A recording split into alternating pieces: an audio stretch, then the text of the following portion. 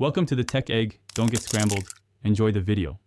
In this video, I will explain Paimon's bargains.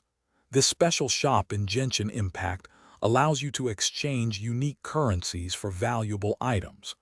Understanding how it works is key to progressing your account efficiently. We'll cover what items are available, how to earn the necessary currencies, and the best strategies for spending them wisely each month. Get ready to optimize your in-game purchases. To find Paimon's bargains, simply open your main menu and select the shop option, then navigate to Paimon's bargains. You'll notice two main currencies, Stardust and Star Glitter. Stardust is earned from 3-star weapon pools, while Star Glitter comes from obtaining duplicate 4-star or 5-star characters and weapons.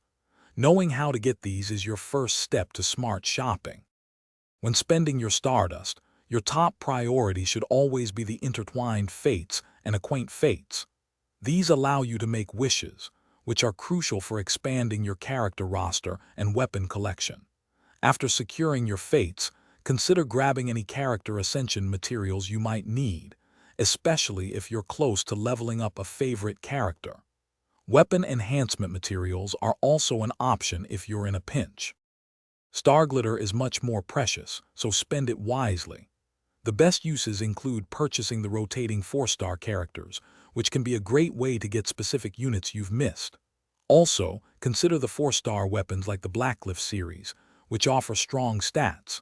Don't forget Crowns of Insight, vital for maxing out character talents.